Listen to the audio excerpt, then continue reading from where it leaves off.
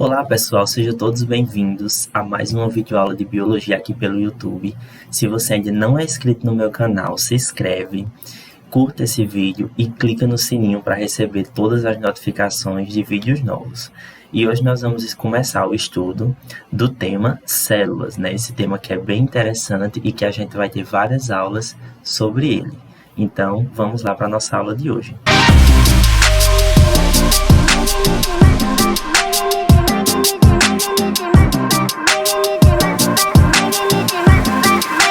Então, gente, hoje nós vamos iniciar o estudo das células, né? Esse é um tema muito importante e que nós vamos ter muitas aulas, né, falando, discutindo esse tema. E também é um tema muito importante que vai nos dar um embasamento para várias outras aulas, vários outros conteúdos que a gente vai estudar ao longo de todo o ensino médio. Então, vamos lá. Então, gente, quando a gente fala de célula, a área da biologia que é responsável pelo estudo das células é chamada de citologia. Então, a citologia é a área da biologia que vai se preocupar em estudar as células. Além disso, mais recentemente, essa área ela vem sendo não mais chamada de citologia, mas sim de biologia celular. Então, a gente poderia dizer, né, que o estudo da célula não é mais citologia, mas sim biologia celular. Mas ambos esses termos podem ser utilizados, mas para fins didáticos a gente vai dizer que a gente vai estudar apenas as células, né, sem especificar o nome da área. Então, quem iniciou aí os estudos da célula, né, quem começou a descobrir esse mundo da célula?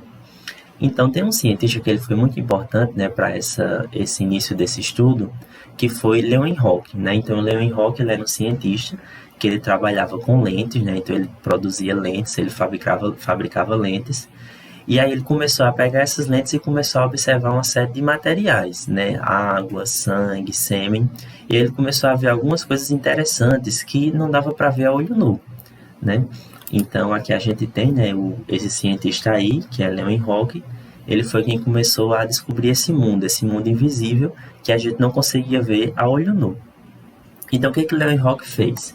Ele desenvolveu, né, uma espécie de microscópio onde ele conseguia fazer, né, melhor dizendo, a observação de coisas, né, muito pequenas que não dava para ver a olho nu. Então aqui a gente tem a figura do microscópio desenvolvido por Leeuwenhoek. Então, né, esse microscópio ele tinha uma lente, né, então ele colocava uma pequena esfera de vidro, né, ou seja, uma lente. Ele colocava também um foco, né, ou seja, você conseguia ajustar o foco para ver melhor com essa lente, um suportezinho, né, para colocar a amostra que ele ia olhar, e também, né, uma estruturazinha que dava para você conseguir ajustar, né, a posição ali do foco e da amostra. Então, com isso, Leeuwenhoek conseguiu observar muita coisa interessante, né? Então, por exemplo, ele conseguiu observar pequenos animais, pequenos vermes, né, pequenas algas, alguns fungos, algumas estruturas fúngicas, né? Inclusive, ele foi aí um dos primeiros cientistas que conseguiu observar o espermatozoide, né? Então, ele pegou uma amostra de sêmen, ele visualizou e ele conseguiu observar o espermatozoide. Depois nós tivemos Robert Hooke, né, cientista que vocês estão vendo aí acima. Robert Hooke ele pegou, né, um pedaço de cortiça. Cortiça, para quem não sabe, é aquele material que tem nas rolhas, né, o material usado nas rolhas. Ele cortou nessa cortiça e ele observou com um microscópio. Só que a diferença desse microscópio é que ele tinha duas lentes. Então ele não era um microscópio simples de uma lente só como o de Leeuwenhoek. Ele era um microscópio mais avançado com duas lentes. Então, ele fez a observação, né, desse pedaço de cortiça utilizando um microscópio com duas lentes associadas em um tubo. E aí ele conseguiu ver pequenos espaçozinhos vazios, ou seja, era como se ali tivesse faltando alguma coisa, na verdade, né? E ele chamou esses espaços, esses buraquinhos, de células. Células é o diminutivo de célula. Então, aqui a gente tem, né, o microscópio que Robert Hooke utilizou para visualizar, né, as primeiras células. Então, ele colocou, né, ele tinha um tubo, era simples, né, comparado com o que a gente tem hoje, mas para a época já foi um grande avanço tecnológico. Então aqui ele tinha uma lente e outra lente, ou seja, eram duas lentes associadas. E aí, inclusive, passava, né, aí um feixe de luz pelo material para ele conseguir, né, observar. Então aqui a gente tem, né, a estrutura, né, que ele conseguiu ver. Veja que aqui basicamente a gente tinha só espaços vazios, né, buraquinhos, que na verdade eram as paredes celulares das células da cortiça, que não estavam mais ali, estava apenas restando a parede celular. Então ele não viu propriamente uma célula, mas sim um espaço que ali antes era ocupado por uma célula. Depois nós tivemos em 1820, né, um cientista chamado Robert Brown, que ele, estudando, né, a célula, ele conseguiu descobrir uma pequena estrutura dentro da célula chamada de núcleo, né? Então ele viu que essa estrutura estava mais ou menos localizada no meio da célula.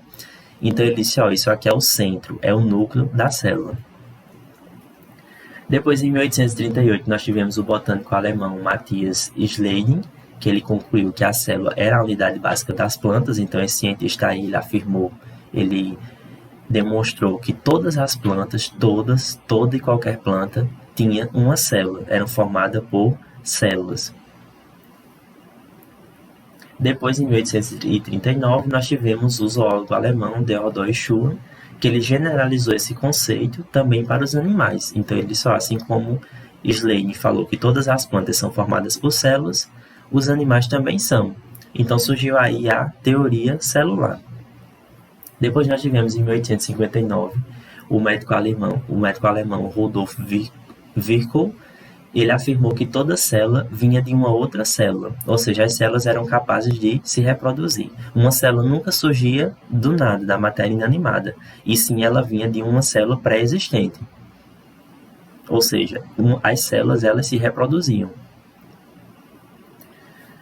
Virchow também fez uma afirmação muito ousada para a época, que as doenças seriam consequências de problemas nas células. Então, quando havia algum defeito, algum problema em algum mecanismo, alguma estrutura da célula, isso iria desencadear uma doença no corpo como um todo. E ao longo do século XIX foram descobertas várias outras estruturas dentro da célula chamadas de organelas. Então, o que diz a teoria celular? A teoria celular ela diz o seguinte, ela elucida, né, ela elenca os seguintes pontos. Todos os seres vivos são formados por células, todos. Apenas a gente tem a exceção dos vírus, que os vírus eles têm um comportamento biológico de ser vivo, eles conseguem se reproduzir, têm evolução, têm hereditariedade, mas eles não são formados por células. Mas todos os outros animais, plantas, fungos, algas, todo mundo tem célula. Alguns seres vivos vão ter apenas uma única célula, é o caso, por exemplo, das bactérias, das árqueas, de alguns fungos, de algumas algas, né? Outros têm várias células, como é o caso das plantas e dos animais. A célula é a menor unidade da vida, né? Então a menor unidade que você consegue observar que há um comportamento de ser vivo é na célula. E as propriedades vitais de um organismo dependem das propriedades de suas células, ou seja, é lá que ocorrem as reações do metabolismo, né? Então a célula é como se fosse uma máquina, uma fábrica, que faz tudo e produz tudo que um ser vivo necessita. Então a célula é a unidade básica, fisiológica de um ser vivo. Portanto, né, como eu já falei, a célula é a unidade fisiológica, né? Ou seja, a unidade do funcionamento de um ser vivo, é onde ocorrem, né, todas as reações químicas de um ser vivo. As células sempre surgem de outras células, né? Então a célula não pode ser criada, uma célula ela tem que vir da reprodução de uma outra célula. E cada célula contém as informações hereditárias de todo o organismo, né? Então cada célula ela tem uma espécie de, entre aspas, né, de HD, ali um disco onde armazena todas as informações do ser vivo. Cada célula tem essa biblioteca completa com todas essas informações.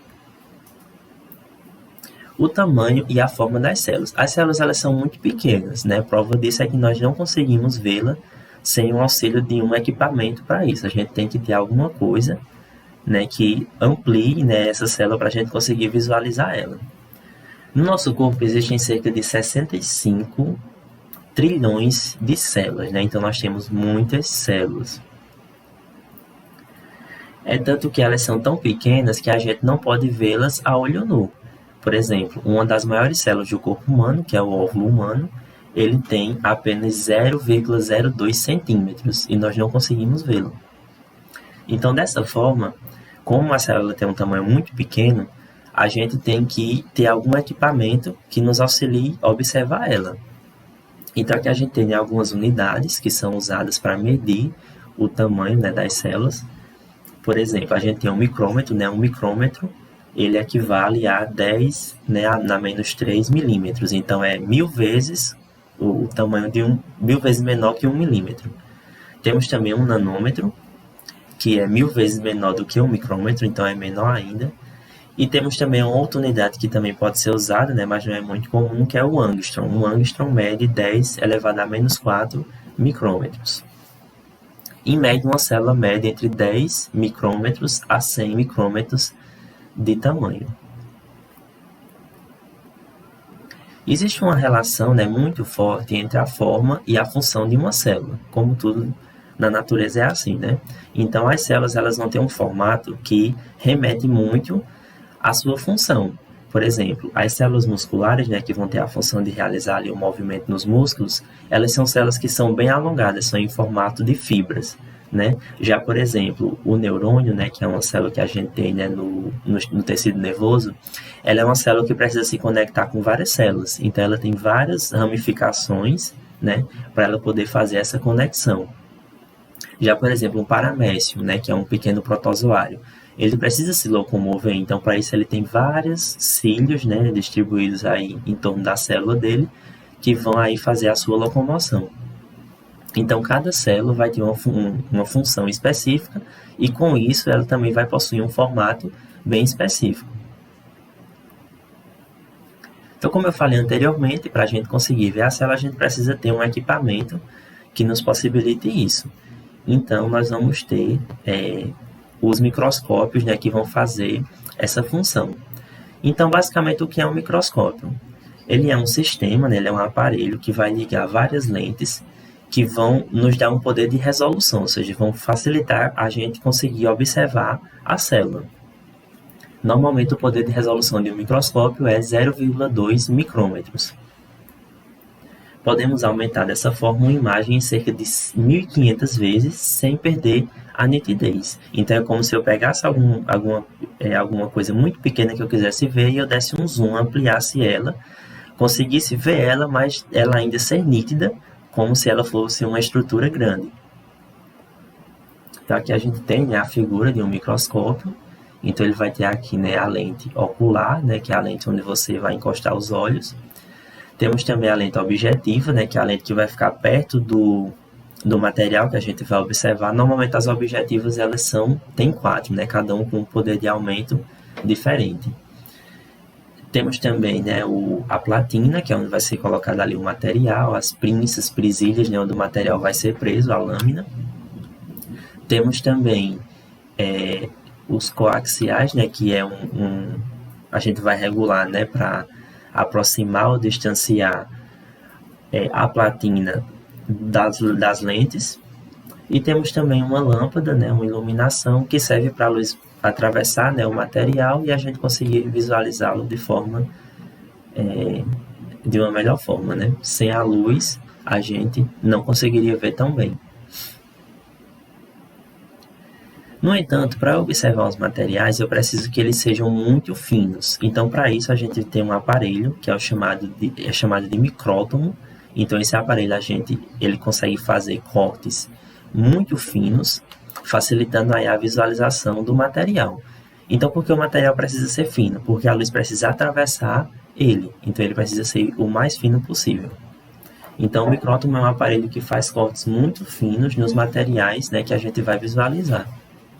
Então, aqui a gente tem, né, a estrutura do micrótomo. Ele tem uma manivela, você normalmente coloca o material, né, com parafina, e aí você vai passando nessa manivela e o material vai cortando de forma bem fina, estruturas bem finas, que vão ser utilizadas para visualizar no microscópio. Temos também os corantes, né? Normalmente as estruturas celulares elas não têm uma cor propriamente dita.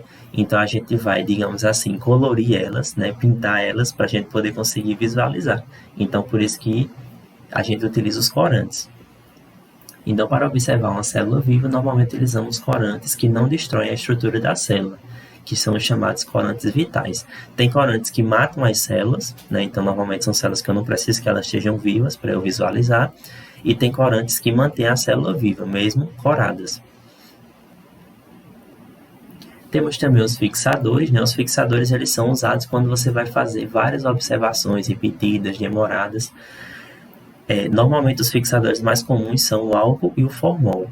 Então o que o fixador ele faz? Ele mantém a estrutura daquilo que a gente vai observar, né? Ele serve não só para conservar células, mas também peças, né? Pedaços, por exemplo, do corpo, peças anatômicas, também podem ser conservadas, né? Com fixadores. Temos também o microscópio eletrônico de transmissão, né? Esse microscópio ele é muito mais avançado, muito mais poderoso do que o microscópio óptico, né? O microscópio óptico ele já dá para ver muita coisa, mas o poder dele é muito pequeno comparado com o microscópio eletrônico. Então, no microscópio eletrônico de transmissão, o material vai ser atravessado não mais por luz, mas sim por um feixe de elétrons. E a imagem vai ser observada em uma tela fluorescente ou em uma micrografia. Então, gente, ele tem um poder de resolução de cerca de 1 milhão de vezes, né? Comparado aí com o microscópio óptico. Então, o microscópio eletrônico, ele aumenta demais o poder de visualização de objetos. Então, dá para você conseguir ver estruturas, né, organelas, células muito pequenas mesmo. Então, ele é um aparelho bem maior, né, bem mais que precisa de um espaço, né, muito maior. Normalmente, o local, né, que fica o microscópio eletrônico é uma sala completa, né? Ele precisa de uma sala completa para ser instalado. Então aqui a gente está vendo, né, como é a estrutura, né, de um microscópio eletrônico de transmissão. Temos também o microscópio eletrônico de varredura, né? Então o microscópio eletrônico de varredura, como o próprio nome diz, ele faz um escaneamento, uma varredura no objeto, gerando dessa forma uma imagem em 3D, em 3 dimensões. Então ele tem mais essa função de trazer uma visualização em 3D do objeto que eu estou querendo observar. Mas ele também é extremamente poderoso, né? Mais poderoso, obviamente, do que o microscópio óptico, né? Então aqui a gente tem, por exemplo, uma aranha, né? Uma micrografia de uma aranha feita com um microscópio eletrônico de varredura. Muitas vezes, para observar alguma estrutura da célula, eu preciso que ela esteja separada dos demais componentes celulares. Dessa forma, se utiliza-se do processo de centrifugação fracionada. Então, o que a centrifugação fracionada ela faz? Ela separa os componentes de uma célula. Então, consiste na separação das estruturas da célula. Nesse processo, as células vão ser destruídas mecanicamente, formando um homogeneizado, né? Então, as células elas são trituradas. Depois, ela vai passar por uma centrifugação, né? Ou seja, ela vai ser colocada em rotações, né? Em alta velocidade, de forma que vai haver a separação, né, dos componentes da célula, né? Então, retículo endoplasmático vai se separando, núcleo, as membranas, os ribossomos, enfim, todas as estruturas que tem dentro da célula, né, elas vão se separando. Então, aqui a gente tem, né, uma figura mostrando como é que ocorre o processo de centrifugação fracionada, né? Então, por exemplo, vamos supor que eu quero observar estruturas de uma célula do fígado, né? Então, eu pego um pedaço do fígado, coloco ele, né, num tubo, vou homogeneizar, né, ou seja, eu vou quebrar mecanicamente as estruturas dessas células, e aí depois eu vou colocar ela na centrífuga, né? Então a centrífuga vai fazer rotações em alta velocidade, e com isso ela vai separar, né, em várias camadas, em várias alturas, os componentes celulares, né? Os mais pequenos vão ficando mais embaixo e os mais grandes vão ficando em cima. Por exemplo, os núcleos, que são maiores, ficam mais em cima. Já os ribossomos, que são bem pequenos, ficam mais no fim do tubo. Na natureza existem 2 tipos básicos de células, que são as células procarióticas e as células eucarióticas. Então, quais são as diferenças, né, principais entre essas duas células? Primeiro, uma diferença visivelmente que a gente consegue ver é o tamanho dela, né? A célula procariótica ela é bem pequena se comparada com a célula eucariótica. A célula eucariótica ela é bem maior. Outra coisa, complexidade. A célula eucariótica é bem mais complexa do que a procariótica. Mas a diferença mais marcante é que na célula procariótica ela não possui um sistema de membranas interno. Então ela possui apenas uma membrana, que é a membrana plasmática revestindo a célula. Já, por exemplo, na célula eucariótica não. Ela possui várias membranas, várias organelas que possuem membranas internamente na célula, né? Então, dessa forma, a célula procariótica ela é pobre em membranas, em endomembranas, já a célula eucariótica ela é rica em membranas. E, além disso, a célula procariótica, dessa forma, ela não tem núcleo. O material genético dela fica dentro do citoplasma. Já a célula eucariótica não, o material genético ele fica isolado, ele fica separado do citoplasma numa estrutura chamada de núcleo.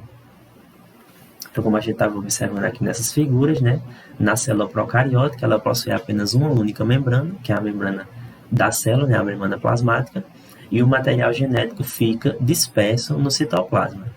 Já a célula eucariótica ela possui o material genético, né, protegido, isolado dentro do núcleo, e possuem também várias organelas, né, dentro da célula. Então, nas células procarióticas, o DNA ele não vai estar envolvido por uma membrana, ou seja, ela não possui núcleo. Mas além, né, disso, a gente consegue observar ribossomos, né, que são, por exemplo, responsáveis pela síntese proteica. Então, ela não é totalmente uma célula sem nada, ela tem sim as suas estruturas, como, por exemplo, os ribossomos. Os seres vivos que contêm células procarióticas são chamados de procariontes. Então, procarionte é o ser vivo. Aí a célula que ele possui é a célula procariótica. Exemplo, né, clássico de procariontes, a gente tem as bactérias, né, mas a gente tem também as arques, né, e as cianobactérias dentro desse grupo de procariontes, né, de seres que possuem células procarióticas. Então veja que aqui, né, nós temos revestindo, né, externamente a membrana plasmática.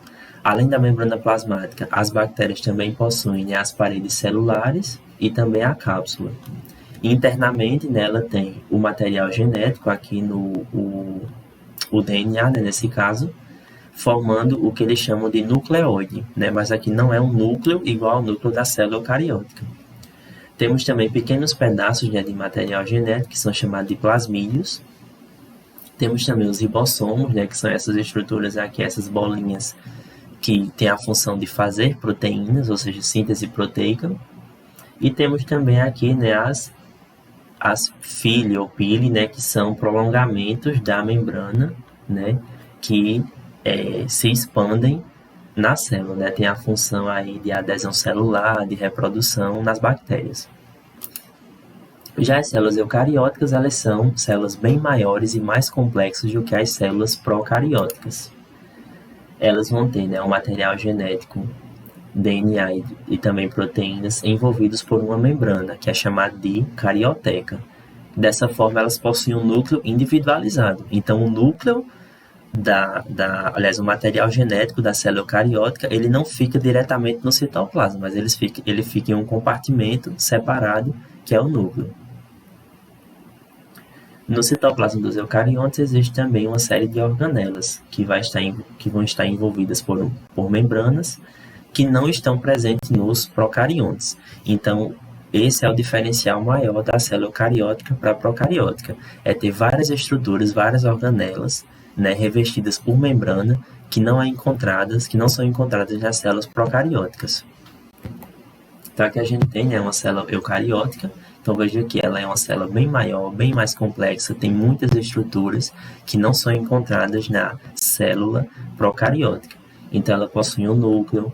Dentro do núcleo, ele tem o material genético, né, o DNA, e além disso, ela possui várias outras organelas, várias outras estruturas nela, como, por exemplo, as mitocôndrias, né, o complexo de Golgi, retículo endoplasmático, lisossomos, além dos ribossomos, né, que também são encontrados na célula procariótica.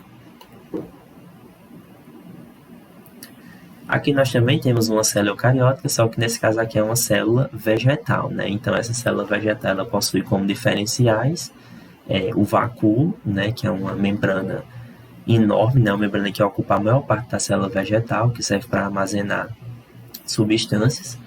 Temos também o cloroplasto, né? O cloroplasto é uma organela exclusiva das células vegetais, né, que vai fazer a fotossíntese nas plantas, nas algas. E temos também a parede celular, né? A parede celular ela não é encontrada em animais, né? Somente nas plantas, em alguns fungos e também em algumas bactérias. Evolução da célula eucariótica. Então, como nós vimos, a célula eucariótica ela possui muitas estruturas que são diferentes da célula procariótica, mas de onde essas estruturas elas vieram? Acredita-se que essas estruturas elas surgiram por dois processos, que foi, primeiro, a invaginação, né, da membrana plasmática, que, ou seja, a própria membrana plasmática ela se dobrou e originou organelas dentro da célula eucariótica, como, por exemplo, o retículo endoplasmático e o complexo de Golgi. E também acredita-se que as mitocôndrias e os cloroplastos vieram de organismos endosimbiontes, ou seja, outras células, né, nesse caso procarióticas, elas penetraram na célula eucariótica e elas originaram, né, as mitocôndrias e os cloroplastos. Temos também os vírus, né? Os vírus eles são um caso, né, à parte, eles são diferentes de todos os outros seres vivos. Por quê? Porque os vírus não possuem estruturas celulares, então o vírus não tem membrana plasmática, não tem citoplasma, não tem núcleo, mas ainda assim ele tem alguns comportamentos que é igual aos outros seres vivos, como por exemplo a reprodução, a hereditariedade, a evolução, todas essas características os vírus possuem. Então eles são bem pequenos, né? Eles são cerca de 10 a 100 vezes menor do que as bactérias. E eles não são formados por células, né? Como eu já falei anteriormente. Eles são formados, né, normalmente por uma cápsula de proteína chamada de capsídeo, com um material genético dentro, que pode ser ou o DNA ou o RNA. Nos outros seres vivos, todos os outros seres vivos possuem tanto o DNA como o RNA. Nos vírus, não. Os vírus ou possuem o material genético DNA ou RNA, nunca os dois juntos, acontecendo ao mesmo tempo. Então, como eu já falei, né, os vírus podem ter ou DNA ou RNA. Então, aqui a gente tem, né, uma estrutura, né, um exemplo de um vírus, que nesse caso aqui é o vírus da imunodeficiência humana, né, o HIV. Então, o HIV ele tem uma cápsula, né, de proteínas, um capsídeo. Dentro dessa cápsula, desse capsídeo, ele vai ter o material genético dele, que no caso do HIV é o RNA, mas tem vírus que possuem DNA. Ele também possui algumas enzimas virais e ele possui um envelope, né, de lipídios revestindo essa estrutura. Esse envelope não é comum a todos os vírus. Os vírus que possuem envelope são chamados de vírus envelopado. Os vírus que não possuem, né, são vírus não envelopados. E além disso, ele também possui no envelope algumas glicoproteínas. Então aqui a gente está vendo, né, algumas estruturas virais, né? Os vírus eles conseguem ter uma diversidade de forma, de estrutura muito grande, né? Inclusive de acordo com a infecção, a forma de infecção que os vírus conseguem fazer. E nós terminamos a nossa aula de biologia por aqui. Se você ainda não é inscrito no meu canal, se inscreve, tá? Clica no sininho para receber as notificações, curta esse vídeo e qualquer dúvida, sugestão, deixa aqui nos comentários, né, que depois eu vou responder todos. Então, até o nosso próximo vídeo e tchau!